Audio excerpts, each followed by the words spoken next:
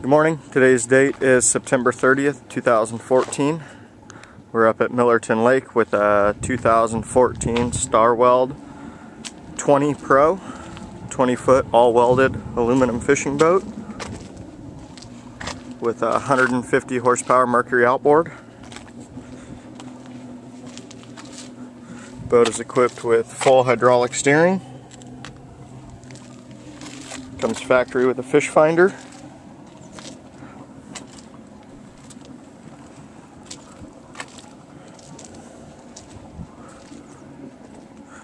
And trolling motor. Gorgeous looking boat. We'll put it in the lake and take it for a quick spin. Back out here on the 20-foot Starweld 2014 model. We got the live well running. As you can see, filler up and working as designed. The toggle switch on the dash. We're idling outside of the 5-mile-an-hour zone right now. As you can see,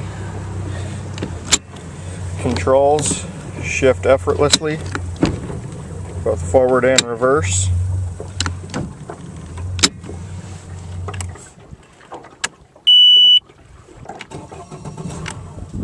Engine starts up no problems. We're outside of the 5-mile-an-hour zone now, so we'll go ahead and get on the throttle a little bit.